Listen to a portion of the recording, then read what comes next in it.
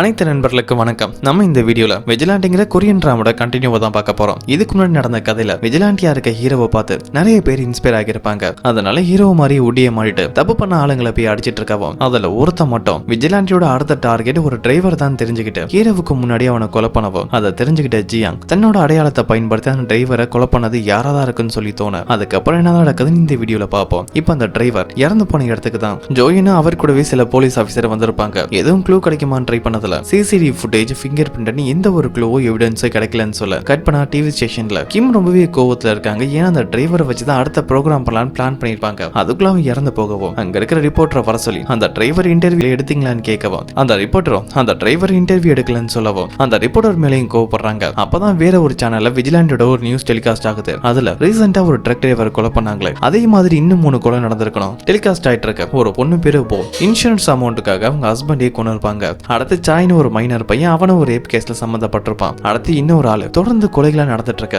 இந்த கொலையெல்லாம் பண்ணது ஹீரோட டூப்ளிகேட் தான். இப்ப போலீஸ் அகாடமில இருக்க ஹீரோவை தான் காட்டுறாங்க. தன்ன மாதிரியே குற்றவாளிகளை தேடி போய் கொலை பண்ற ஆளு யாரதான் இருக்குன்னு தெரிஞ்சுக்க சைக்காலஜி சம்பந்தப்பட்ட ஒரு புக்கை தான் பார்த்துட்டு இருக்கவன். அதுல யாராவது ஒரு பர்சன் யாரு மேல இம்ப்ரெஸ் ஆகனா அவன மாதிரி நடந்துக்குவானோ அவன் கண்டிப்பா அந்த இம்ப்ரெஷன் ஆளை ஃபாலோ பண்ணுவானோ இல்லனா அவனை சுத்தி தான் இருக்கணும்னு அந்த புக்ல இருக்கவன். அப்பதான் ஜியாங்கோட ஃப்ரெண்டு வந்து விஜிலாண்டோட வீடியோ டிவில டெலிகாஸ்ட் ஆகிறதா சொல்ல அந்த டூப்ளிகேட் அவன் ரெக்கார்ட் பண்ண வீடியோ ஃபுட்டேஜையும் ஒரு சேனலுக்கு சென்ட் பண்ணிருப்பான். அதுதான் இப்ப ஓடிட்டு இருக்க. அதுல இந்த டூப்ளிகேட் ஒரு விஜிலாண்டியா இருந்து குற்றவாளிகளை கொல்றது தப்புதான். ஆனா குற்றவாளிகள் சட்டத்துல இருந்து தப்பிக்கும் போது அப்ப விஜிலாண்டி உருவாக தான் செய்வான். அதனால நான் ஏன் விஜிலாண்டி வெளியே நிறுத்த போறதில்ல, போலீஸால என்னை பிடிக்க முடியாதுன்னு டைரக்டா சேலஞ்ச் விடுறான். அதெல்லாம் ஜியாங்கும் பார்த்துட்டு இருக்க. அப்படியே கட் பண்ணா ஒரு மர்டர் ஸ்பாட்டை தான் காட்டுறாங்க. அந்த டூப்ளிகேட் ரேப் கேஸ்ல சம்பந்தப்பட்ட ஒரு பையனை கொண்டு இருப்பால அந்த இடத்துல தான் ஜோயினும் போலீஸ் ஆபீசர் இன்வெஸ்டிகேஷனுக்காக வந்திருக்காங்க. ஒரே நாள 3 பேர் அந்த விஜிலாண்டி கொலை பண்ணிருக்காங்க. ஆனா இதுக்கு முன்னாடி நடந்த கொலைகளுக்கும் இந்த கொலைகளுக்கும் வேற வேற பேட்டர்ன் இருக்கிறதாவும் அந்த விஜிலாண்டி நம்மள கன்ஃபியூஸ் பண்ணதான் இப்படி வேற மெத்தட்ல கொலை பண்ணிருப்பான்னு சொல்ல. ஆனா ப்ரொஃபசர் மட்டும் அவரோட எக்ஸ்பீரியன்ஸ்ல இந்த கொலையை பண்ணது கண்டிப்பா விஜிலாண்டி இல்ல,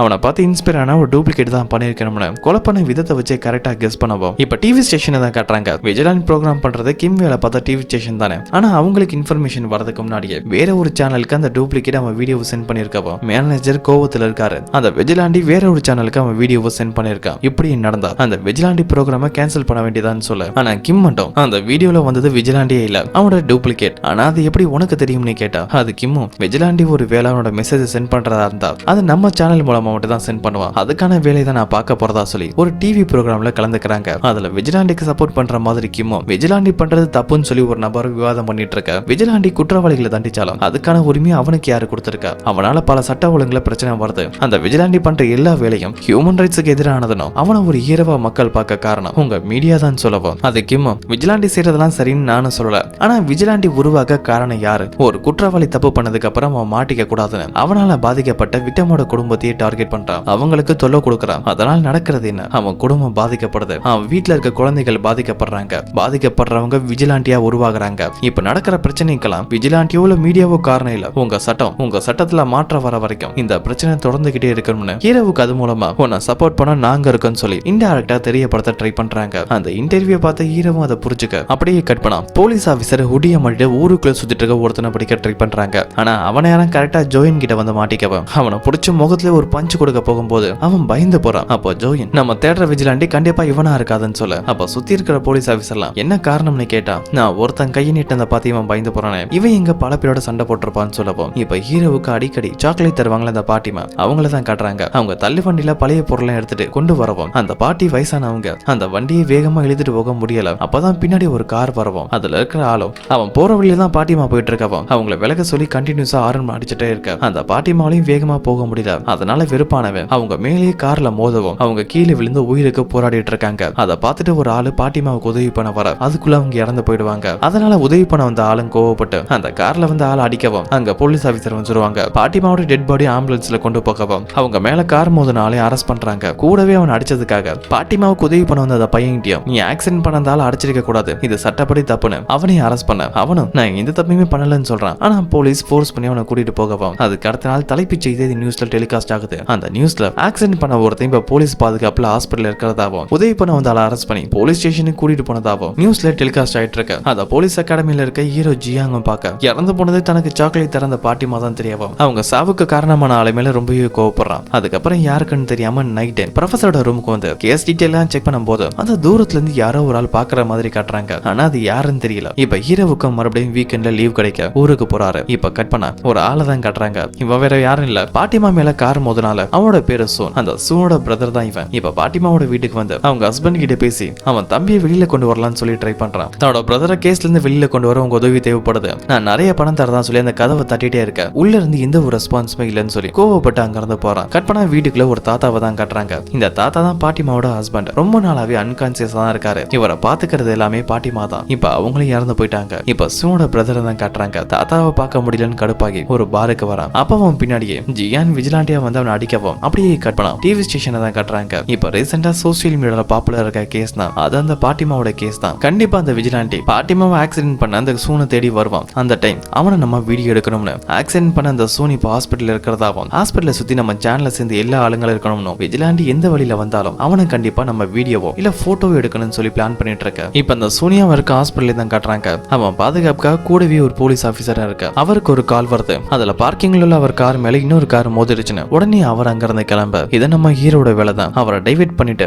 இப்ப அந்த சூன் இருக்க ரூமுக்கு வரவும் அங்க அவனை மிரட்டி கோர்ட்ல ஜட்ஜ் முன்னாடி நீ பண்ண தப்ப ஒத்துக்கோ, அதுக்கான தண்டனையை ஏத்துக்கோ, இல்லனா நீ நம்ம மறுபடியும் மீட் பண்ணுவ. அப்படியே மீட் பண்ணும்போது அந்த பாட்டி இறக்கும் போது எவ்வளவு வேதனை அனுபவிச்சாங்களோ அதை விடவும் பல மடங்கு வேதனையை அனுபவிப்பேன்னு சொல்ல கட் பண்ண இப்ப டேட்டிவ் கோவியம் அவரோட டீமும் ஹாஸ்பிட்டலுக்கு வராங்க. அங்க சூனோட பாதுகாப்புக்காக இருந்த போலீஸ் கீழே வந்திருக்கதை பார்த்துட்டு எதுக்காக கீழே வந்தன்னு கேட்க என் கார் மேல யாரோ மோதிட்டாங்கன்னு கால் வந்துச்சு, அதனாலதான் வந்ததா சொல்லிட்டு காரை செக் பண்ணவும் அதுல அடிப்பட்ட மாதிரி எந்த ஒரு அடையாளமும் இல்ல. இது தெரியவும் யார் அவங்களை வேணும்னு டைவர்ட் பண்ண ராங் இன்ஃபர்மேஷன் கொடுத்திருக்காங்கன்னு தெரிஞ்சுக்கிட்டு அது விஜிலாண்டோட வேலை தான் இருக்கும்னு அங்க இருந்து வேகமா ஓடுறாங்க. அதே டைம் ஜோயின் ஆல்ரெடி அந்த சூனை மீட் பண்ண அவனை அட்மிட் பண்ண ஃப்ளோர்ல இருக்க ரூமுக்கு தான் போயிட்டு இருக்கவும் அவரை கிராஸ் பண்ணி ஒரு டாக்டர் போறாரு. அந்த டாக்டர் ஷூவின் ட்ரெஸ்ஸையும் பார்த்துட்டு டவுட் வர அவன் பின்னாடி போக ட்ரை பண்ணவும் அப்போ சூனோட ரூம்ல இருந்து சவுண்ட் வர உடனே ஜோயினும் மத்த போலீஸ் ஆபீசர் அங்க வராங்க. சூனும் யாரோ ஒருத்தன் ஒரு பிளாக் ஓடி மாறிட்டு தன்னை மிரட்டிட்டு இங்க இருந்து போனதா சொல்ல அது விஜிலாண்டியோட வேலை தான் இருக்கும்னு போலீஸ் ஆபீசர் அந்த ஹாஸ்பிட்டல் ஃபுல்லா தேட ஆரம்பிக்கிறாங்க. அதே டைம் ஹீரோ அங்க இருந்து பேக் டோர் வழியா போகவும் இப்போ சூன் உதவிக்காக அவனோட பிரதரோட நம்பருக்கு தான் கால் பண்ணவும் ஆனா மொபைல் ரிங் ஆகுறது என்னமோ அவன் ரூம்ல தான். செக் பண்ணி பார்த்தா